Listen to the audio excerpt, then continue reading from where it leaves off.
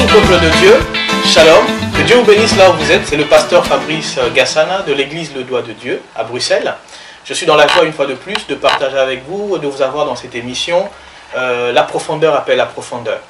Je crois par la foi que le Seigneur va permettre au travers de ces émissions que vous passiez d'une étape à une autre, d'une profondeur à une autre, que vous ayez, comme la Bible dit dans Daniel chapitre 12, les gens liront et la connaissance augmentera. En plus de la connaissance, l'expérience aussi, parce que avec la connaissance que nous avons, l'expérience aussi suit. Donc par la foi, je crois que ces émissions seront une grande bénédiction pour vous. Aujourd'hui, j'aimerais nous partager dans cette émission, plutôt dans ce temps de partage, là où vous êtes, que ce soit à la maison, au salon, dans votre voiture, je ne sais pas, si vous avez la connexion, vous partagez un thème très précieux que j'intitule « Découvrir et grandir dans sa vocation ». Peut-être dans cette première partie, simplement, nous parlerons de découvrir sa vocation. Je pense que c'est quand même quelque chose que tu as besoin de comprendre, que nous avons besoin de comprendre, et nous n'avons pas toute la connaissance ou tout l'enseignement sur le sujet, mais nous avons quand même quelques points à partager qui pourront vous édifier et que vous sortiez de cette émission grandi. Parce que on peut découvrir une vocation aujourd'hui, une autre le lendemain. Plus nous marchons avec Dieu, nous découvrons que Dieu nous appelle à des choses extraordinaires. Je m'en vais lire alors deux portions de la Bible sur cette découverte de la vocation.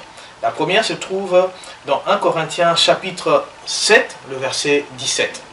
La Bible dit seulement que chacun marche selon la part que le Seigneur lui a donnée, lui a faite selon l'appel qu'il a reçu de Dieu. C'est ainsi que j'ordonne à toutes les églises. Le deuxième verset se trouve dans Romains chapitre 12, le verset 6 au verset 8.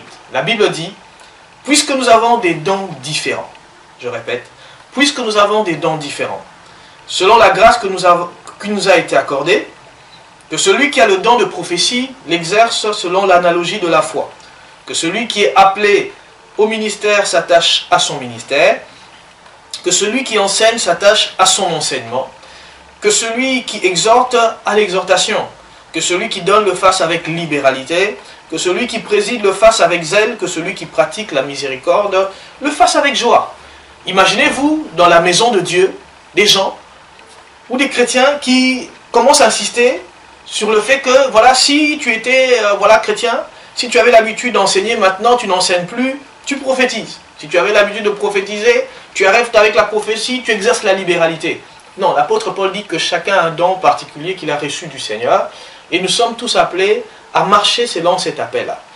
Vous conviendrez avec moi que l'un des fléaux que nous avons dans la maison de Dieu, c'est que il peut arriver qu'un conducteur spirituel cherche à ce que tous les membres d'une église, de sa congrégation, de son ministère, de son département, cherchent à reproduire les mêmes fruits que lui. Josué n'a pas reproduit les mêmes fruits que Moïse. On peut en citer plusieurs. C'est-à-dire que l'esprit est le même, mais souvent les œuvres peuvent différer. On voit même que Élisée a reçu le même esprit que Élie, et il a fait plus de miracles que Élie. Donc il n'a pas fait toujours les mêmes miracles, mais il est allé dans le même esprit. Nous avons le même esprit que le Seigneur pour constituer le corps. Il nous donne cet esprit pour marcher dans sa lumière et non pas pour que nous soyons identiques, c'est-à-dire que que tous nous reproduisons les mêmes choses. C'est pourquoi même la Bible dit que Dieu est derrière la diversité dans 1 Corinthiens chapitre 12. C'est Dieu qui est derrière la diversité qu'il y a dans ta maison, dans ta famille, dans ton ministère, dans ton église. Et dans chaque église, chacun a une vocation, un don spécial. Quand on parle d'une vocation, on veut parler d'un appel. C'est-à-dire que quelque chose que Dieu a mis dans ta vie, on parle du spirituel, pour que tu l'accomplisses, que tu le serves et que tu serves aussi les croyants. Et je peux te rassurer d'une chose, que chacun d'entre nous a un appel de la part de Dieu. Et même Romain le dit, que nous avons été appelés pour être glorifiés. Car il y a un temps pour être appelé, il y a un temps pour être glorifié. Nous, chrétiens, nous ignorons qu'un jour, Jésus-Christ reviendra pour nous récompenser. Et il nous récompensera réellement et nous serons glorifiés. C'est pourquoi il prie dans Jean chapitre 17 en disant « J'aimerais, plutôt Père, je te demande, qu'ils voient ma gloire et qu'ils aient ma gloire. » Nous aurons cette gloire, mais ce n'est pas pour le moment. Pour le moment, c'est d'abord la vocation, l'appel que nous puissions d'abord travailler. Et voilà, j'aimerais te dire qu'il y a plusieurs sortes d'appels. Je ne connais pas ton appel, mais il y a moyen de découvrir par la révélation, par plusieurs manières, nous pouvons découvrir quel est notre appel. Et par cela, voici quelques points comment découvrir les appels. Premièrement, il y a la révélation. La révélation, vous conviendrez avec moi que la Bible nous enseigne que nous, enfants de Dieu, nous avons des révélations. 1 Corinthiens chapitre 2 nous dit que ce sont des choses que l'œil n'a point vues, que l'oreille n'a point entendues, qui ne sont point montées au cœur de l'homme, des choses que Dieu révèle à ceux qui l'aiment. C'est-à-dire que tu ne peux pas être chrétien sans avoir des révélations. Si vous allez plus loin, à la fin de ce même chapitre 2, la Bible dit qui a conseillé, qui a connu la pensée du Seigneur. Et l'apôtre Paul rajoute, nous avons la pensée du Christ. C'est-à-dire que quand Christ pense, je pense. Imaginez-vous que je suis marié, tu es marié peut-être, tu as des amis. Vous pouvez partager la même approche des choses, mais il serait presque impossible d'avoir la même pensée.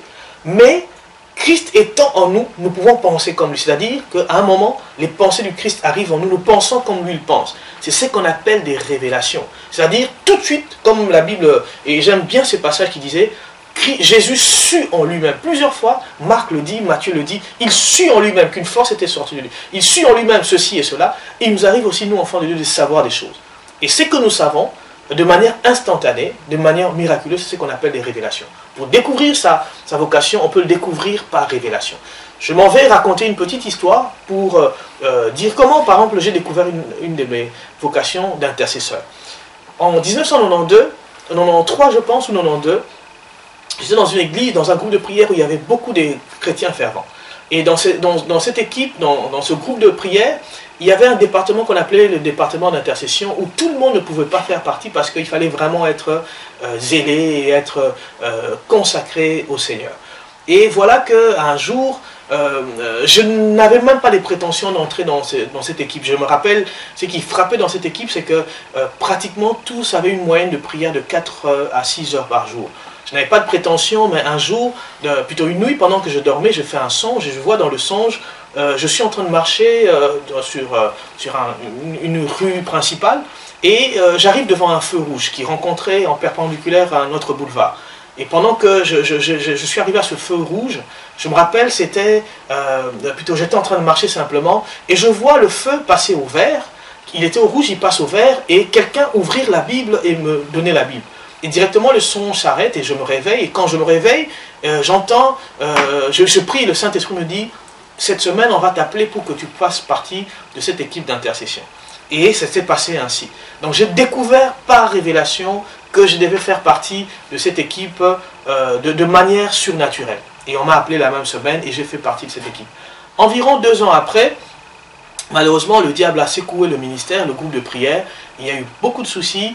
Et un jour, pendant que je fais encore un son, je dors, je revois encore le même son. Je suis en train de marcher, j'arrive devant ce feu de signalisation.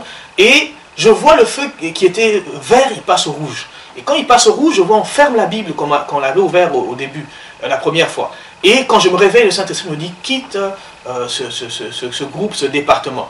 Et j'ai tardé. Quand j'ai tardé, la semaine qui a suivi, le berger du ministère nous appellera en disant à cause de tous les soucis qu'il y a dans votre département, je suspends ce ministère, je suspends ce département.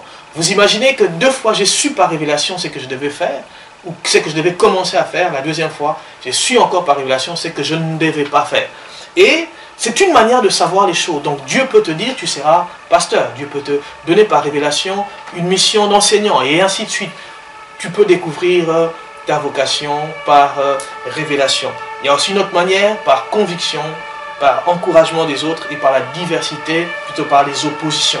Nous reviendrons sur tout cela dans les jours à venir et nous parlerons de cette manière de découvrir la vocation.